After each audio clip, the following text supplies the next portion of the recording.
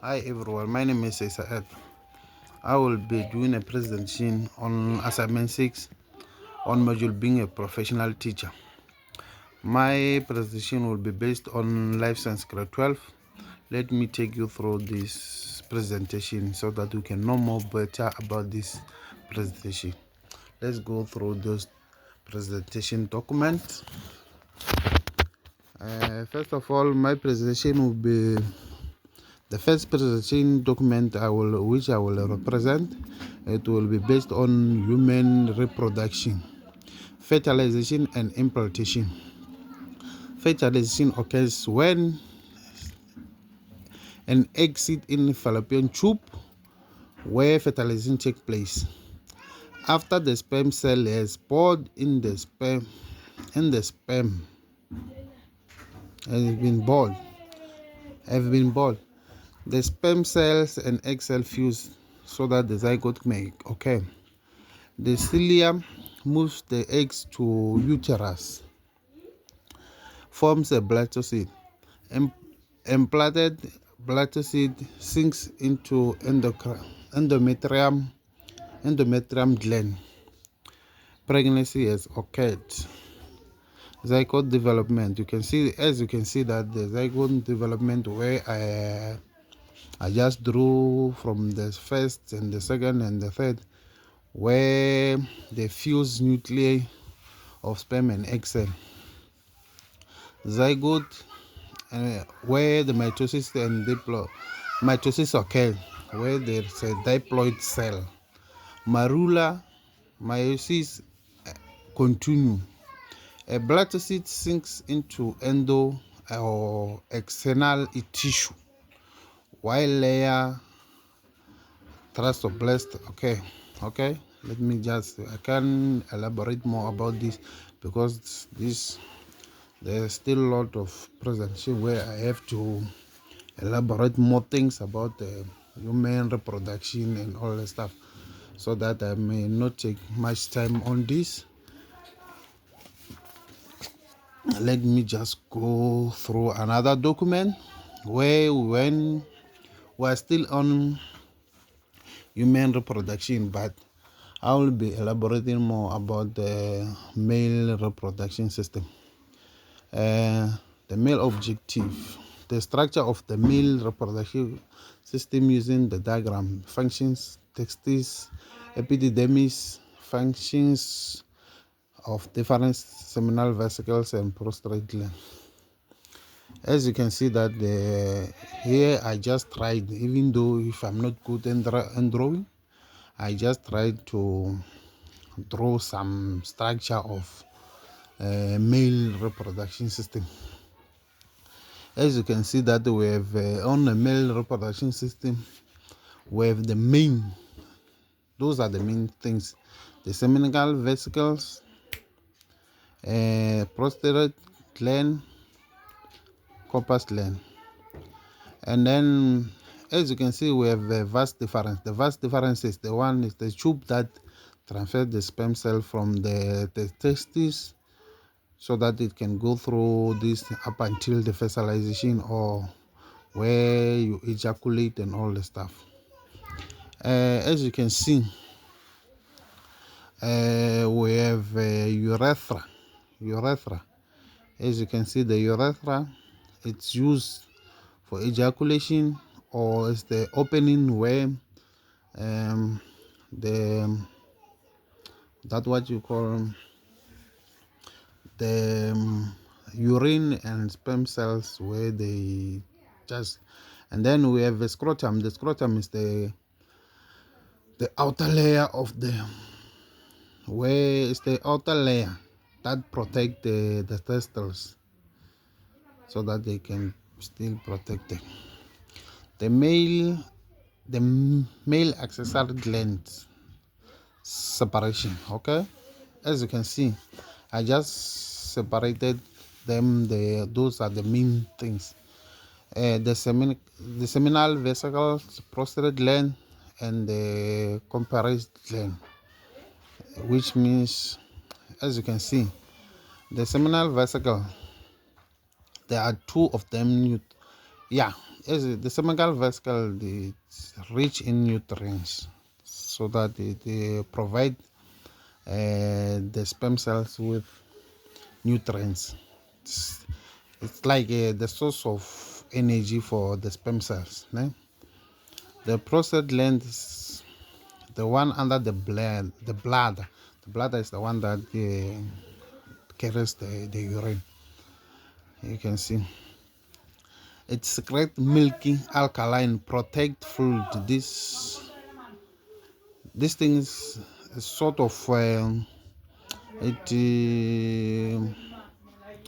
it forms a it plays a role of as you can see, it's a fluid like which uh, provide the sperm cell with uh, um, let me just move to another one. But these things, it provide the fluid that helps the sperm cell to travel safely. Then we have the corporate gland, the small gland, the prostate gland below. It's a form of lubrication. Produce markers that helps with sperm movement. It lubricates the head of the penis. Okay, as you can see, they lubricate where there is a urethra and the head of the penis, so that if you do sexual intercourse and then in the way it will help when with penetration. Let me move to another one because there are still more documents to learn about it. Then I will move to another topic based on life science grade 12. Now on this topic I will be elaborating about the central nervous system. Yeah, the central nervous system respond to the send impulses to the motor neuron.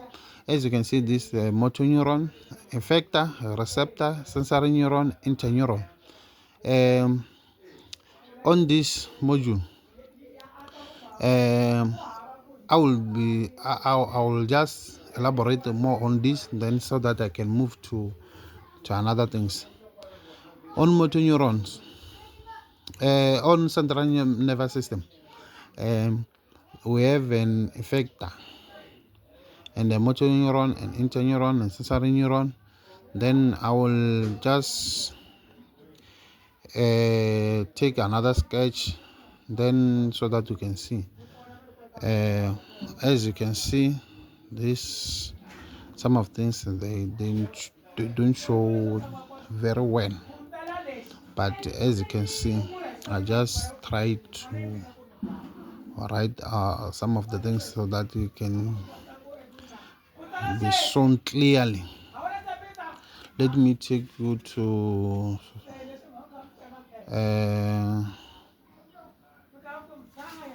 let me take you to straight to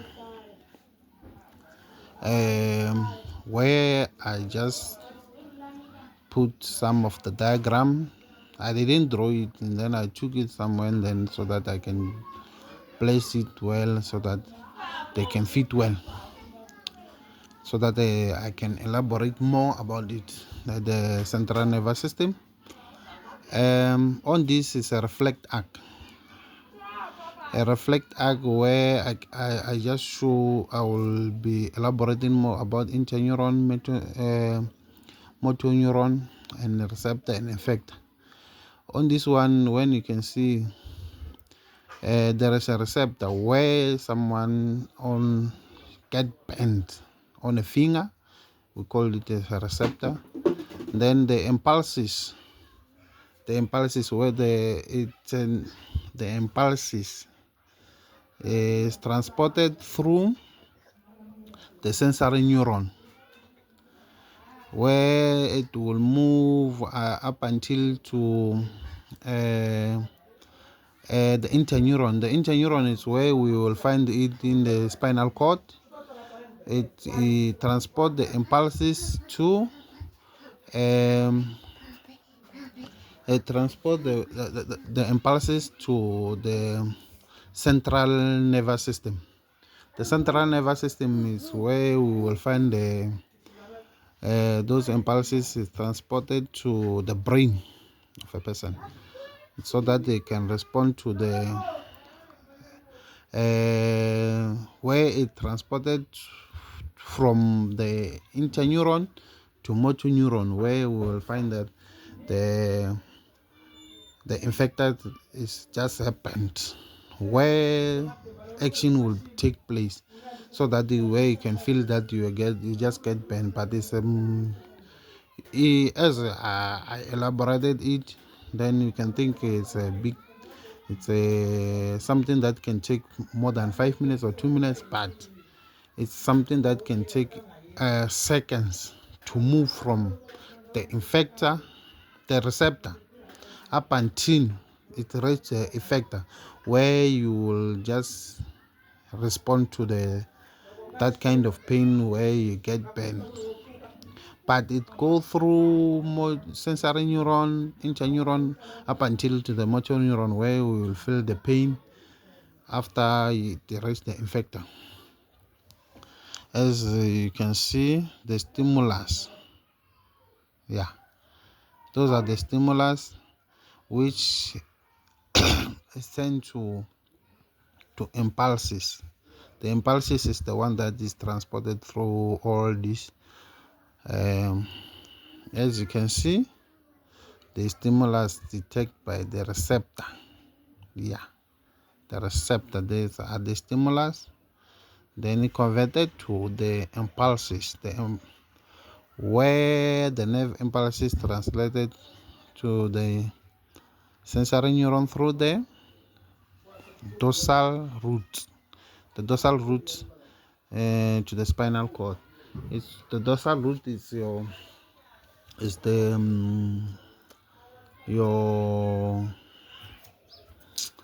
that what you call the as you can see. But as I know that we don't have enough time, I was supposed to elaborate more about the summary of the menstrual cycle, but I can't do it right now. Maybe next time I can do it, the menstrual cycle, because time is not our side, because I just passed the time that was given to me. Thank you.